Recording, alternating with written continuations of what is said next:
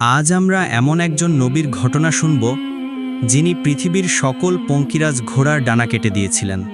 কিভাবে পঙ্কিরাজ ঘোড়ার ফাঁদে পড়ে তার আসরের নামাজ কাজা হয়ে গিয়েছিল। প্রিয় দর্শক, আজ ইসলামের ইতিহাসের এমন এক পয়গম্বর এবং এমন এক বাদশার কথাই বলবো, যিনি ছিলেন সমস্ত পৃথিবীর বাদশা। শুধু মানুষ নয়, পশু পাখি, দৈত্য, দানব, জিন, এমনকি বাতাসও তার হুকুম মেনে চলত। আর তিনিই হলেন পৃথিবীর সর্ববৃহৎ সম্রাট, আল্লাহর পয়গম্বর হজরত সুলাইমান আলাইহি ওয়াসাল্লাম। একদিন হজরত সুলাইমান আলাইহি ওয়াসাল্লাম তার রাজসিংহাসনে বসেছিলেন।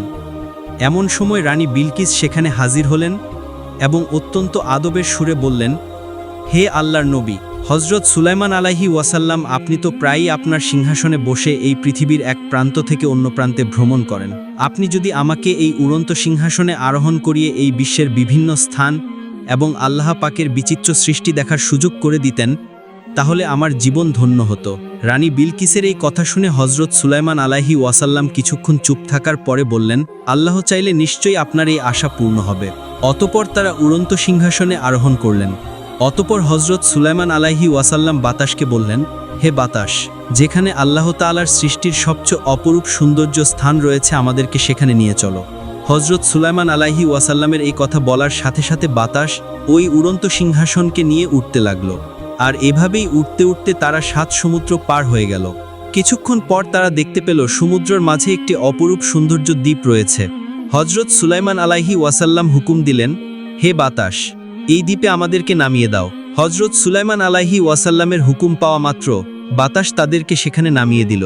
হজরত সুলাইমান আলাইহি ওয়াসাল্লাম ও রানী বিলকিস সেই দ্বীপের সৌন্দর্যময় দৃশ্য উপভোগ করছেন। রানী বিলকিস দেখলেন সেখানে সুন্দর সুন্দর পাখি, নাম না জানা কত প্রাণী অপরূপ সৌন্দর্যময় সমুদ্রের মাঝ ঘুরে বেড়াচ্ছে। এটা দেখে রানী বিলকিস বলল, হে আমার প্রতিপালক, হে আমার আল্লাহ, কত সুন্দর তোমার সৃষ্টি, এই পৃথিবীর না জানি কত সুন্দর তুমি।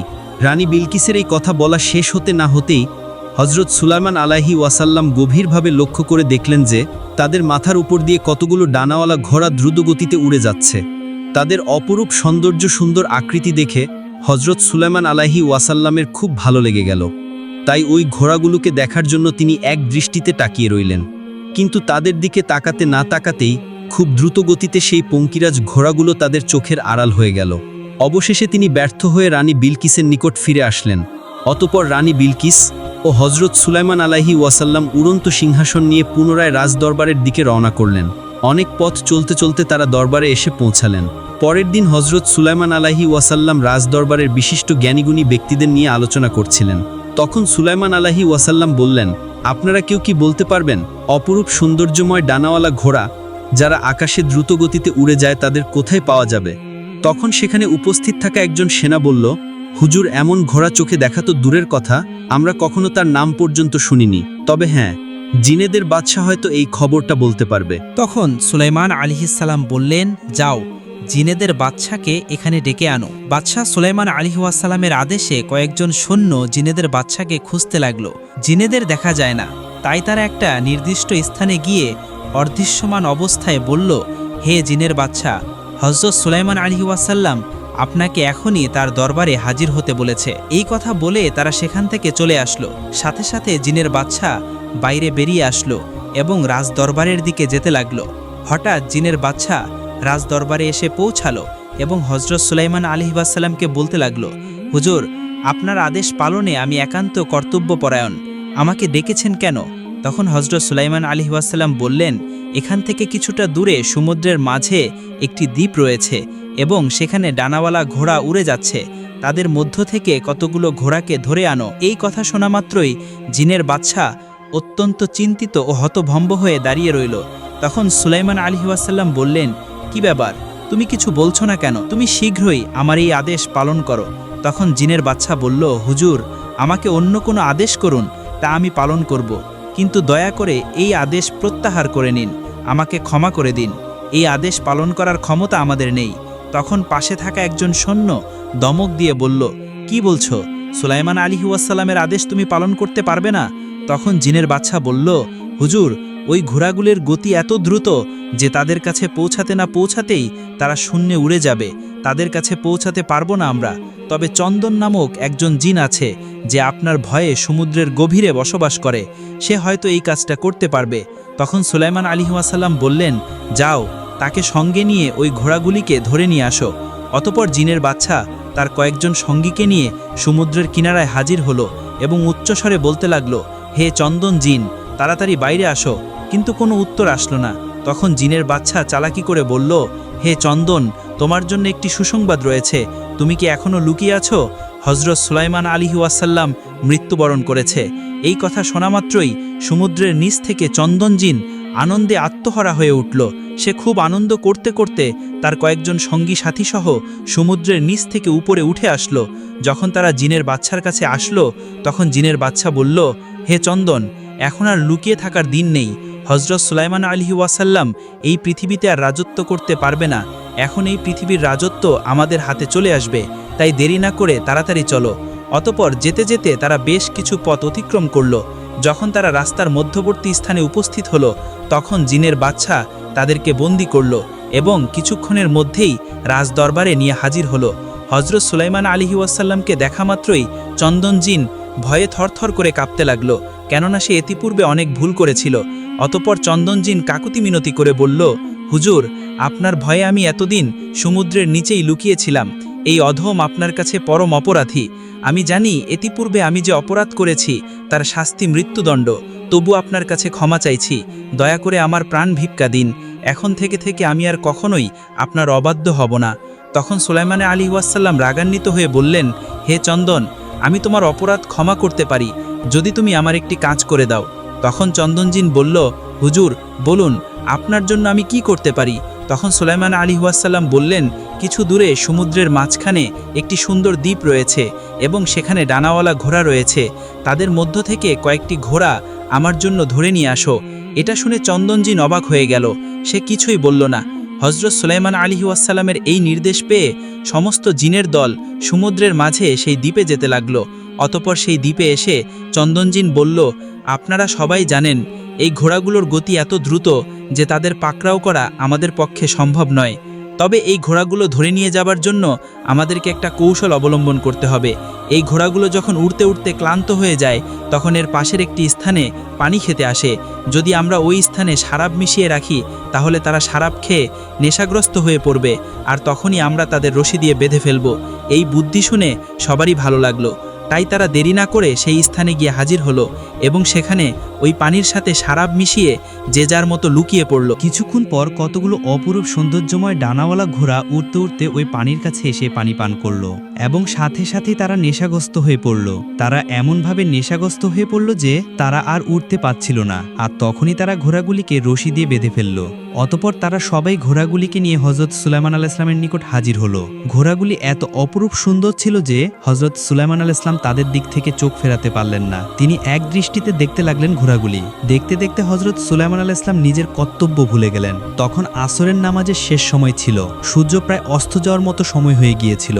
ঘোড়াগুলোর সৌন্দর্য দেখার কারণে তার আর আসরের নামাজ আদায় করা হলো না। হঠাৎ সুলাইমান আলাইহিসসালামের মনে পড়ে গেল নামাজের কথা। তখন তিনি চমকে উঠলেন এবং নামাজের জন্য রাজদরবারের ভিতরে যেতে লাগলেন।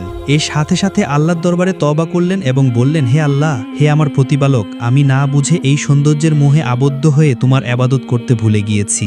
আমার এই অপরাধ তুমি ক্ষমা করে দাও। এই বলে তিনি অঝরে কাঁদতে লাগলেন। ঠিক সেই সময় মহান আল্লাহ তাআলা হযরত জিবরাইল আলাইহিস সালামকে বললেন, হে জিবরাইল, তুমি সূর্যকে বলে দাও সে যেন আল্লাহর হুকুমে অস্ত যেতে কিছুটা সময় অপেক্ষা করে। এই নির্দেশ পেয়ে হযরত জিবরাইল আলাইহিস সালাম সূর্যের কাছে এসে হাজির হলো এবং বলল, হে সূর্য, আল্লাহর হুকুমে তুমি ওখানেই থেমে থাকো। আল্লাহর পয়গম্বর হযরত সুলাইমান আলাইহিস সালামের নামাজ শেষ না হওয়া পর্যন্ত তুমি অস্তমিত হইও না। তাফসীর কারক আরও উল্লেখ করেছেন, সেই দিন সূর্য যথাসময়ে অস্ত গমন করতে সক্ষম হয়নি। এদিকে হযরত সুলাইমান আলাইহিস সালাম খুব দ্রুত তাড়াতাড়ি আসরের নামাজ শেষ করলেন, আর সাথে সাথেই সূর্য অস্তমিত হলো। তখন হযরত সুলাইমান আলাইহিস সালাম মনের দুঃখ মনে নিয়ে অঝরে কান্না করে আল্লাহর দরবারে দোয়া করে বললেন, ওগো আমার আল্লাহ, তুমি দয়ালু। আমি ভুল করে এই পার্থিব জগতের একটি ঘোড়া সৌন্দর্যে আকৃষ্ট হয়ে সবকিছুই ভুলে গিয়েছিলাম। দয়া করে মেহেরবানি করে তুমি আমাকে ক্ষমা করে দাও। অতঃপর হযরত সুলাইমান আলাইহিস সালামের ঘোড়ার প্রতি ক্রোধের সৃষ্টি হলো। তখন হযরত সুলাইমান আলাইহিস সালাম সবাইকে বললেন, তোমরা যাও, ওই ঘোড়াগুলোকে আমার সামনে নিয়ে আসো। এই নির্দেশ অনুযায়ী ঘোড়াগুলিকে এক এক করে হযরত সুলাইমান আলাইহিস সালামের সামনে আনা হলো। আর তখন হযরত সুলাইমান সুলাইমান আলাইহিস সালাম সমস্ত ঘোড়ার ডানা কেটে ফেললেন। আর তখন গায়েব হতে আওয়াজ আসলো, হে সুলাইমান, তুমি প্রমাণ করেছো যে পৃথিবীর সবকিছুই সামান্য, আর আল্লাহর প্রতি ভালোবাসা তোমার কাছে সর্বোচ্চ। অতঃপর বেশ কিছুদিন পর হযরত সুলাইমান আলাইহিস সালাম তার উড়ন্ত সিংহাসন নিয়ে একাকী কোনো এক স্থানে ভ্রমণ করছিলেন। মাঝপথে তিনি দেখলেন একজন জিন খুবই চিন্তিত এবং ভীত হয়ে তার সামনে দাঁড়িয়ে আছে। তখন তিনি বললেন, কি ব্যাপার, তোমাকে এত ভীত দেখাচ্ছে কেন? তখন ওই জিনটি বলল, হে আল্লাহর পয়গম্বর হযরত সুলাইমান আলাইহিস সালাম, বাবেলের কাছে এক জিনের গোষ্ঠী সাধারণ মানুষের উপর জুলুম করে এবং তাদেরকে অত্যাচার করে। শুধু তাই নয়, ওই জিনেদের দল জাদুবিদ্যা করে মানুষের মাঝে ফিতনা ফাসাদ সৃষ্টি করছে। তাদের দ্বারা মানুষের ঈমান ধ্বংস হচ্ছে এবং মানুষ সিরাতে মুস্তাকিমের পথ থেকে সরে যাচ্ছে। হুজুর, আপনি এর বিচার করুন, আপনি খুব দ্রুতই একটি ব্যবস্থা নিন। এই কথাটি শোনা মাত্রই হযরত সুলাইমান আলাইহিস সালাম আর দেরি করলেন না, সাথে সাথে তার উড়ন্ত সিংহাসনকে নিয়ে বাবেলের পথে রওনা করলেন। এক মুহূর্তের মধ্যেই হযরত সুলাইমান আলাইহিস সালাম জিনাদের ওই আস্থানে পৌঁছে গেলেন।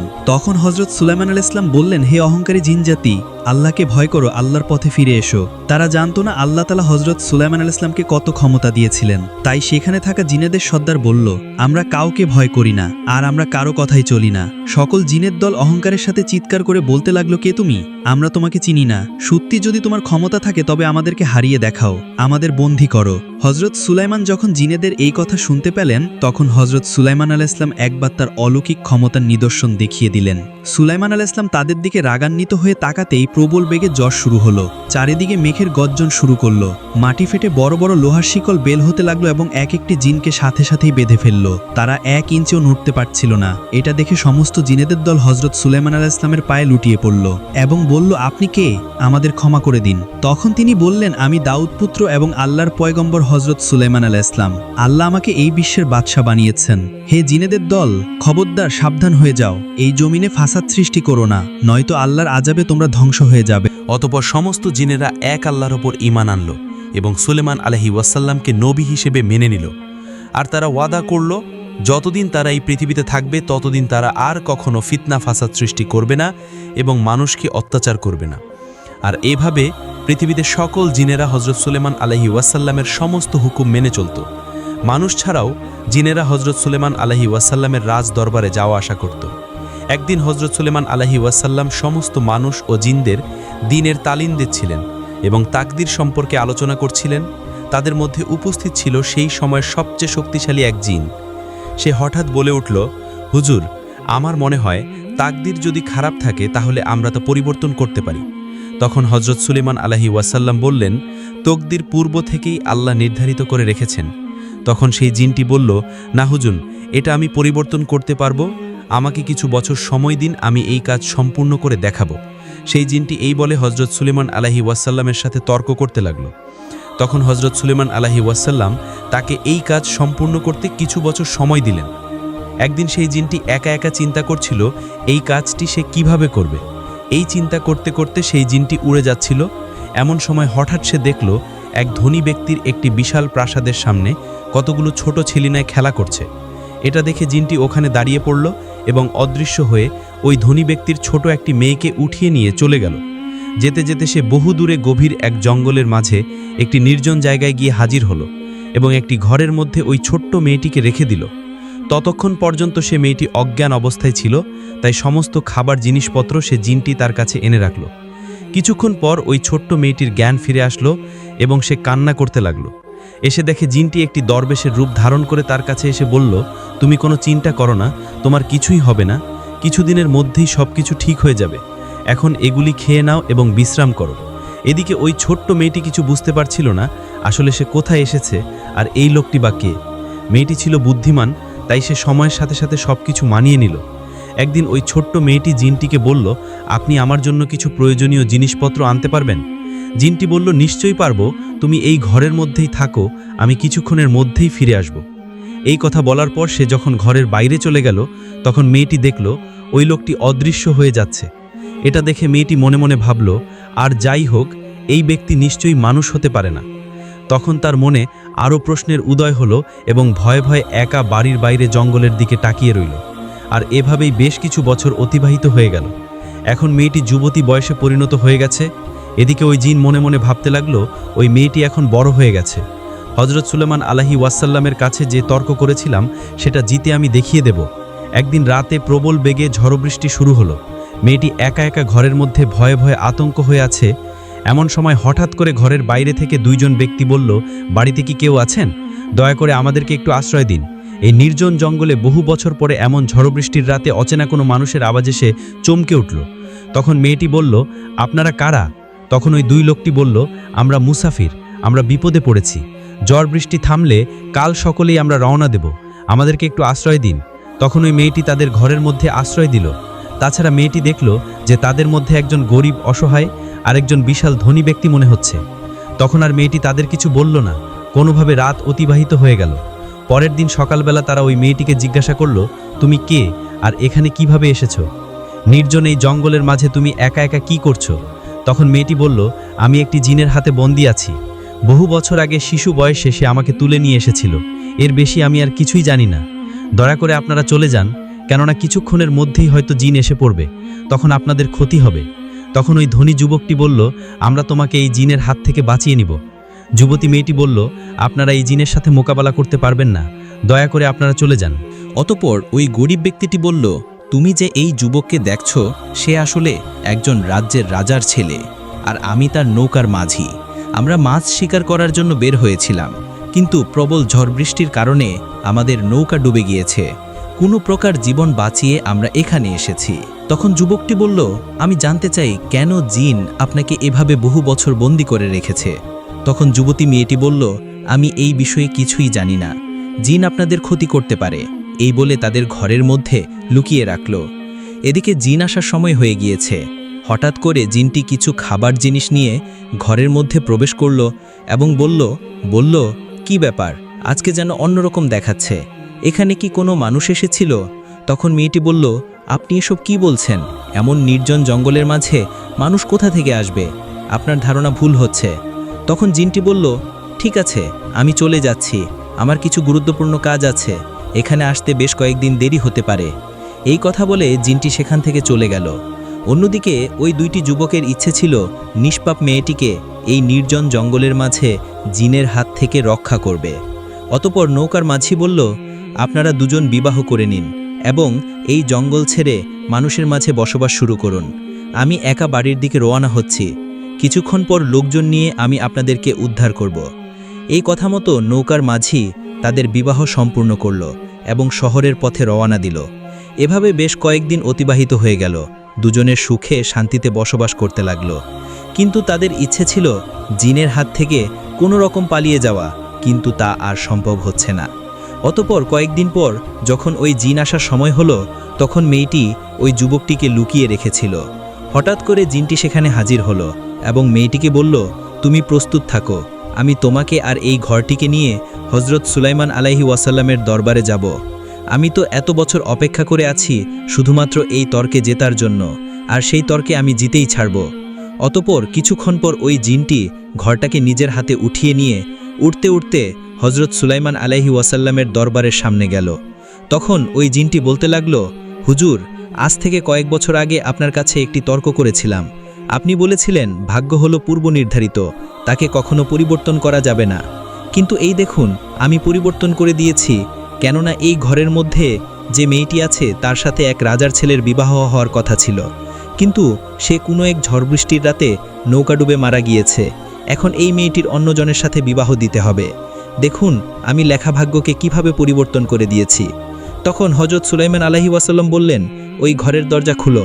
একজন সৈন্য ওই ঘরের দরজা খুলল, আর ঘরের মধ্যে থেকে মেয়েটি একা না, মেয়েটির সাথে তার স্বামী বাইরে বেরিয়ে আসলো।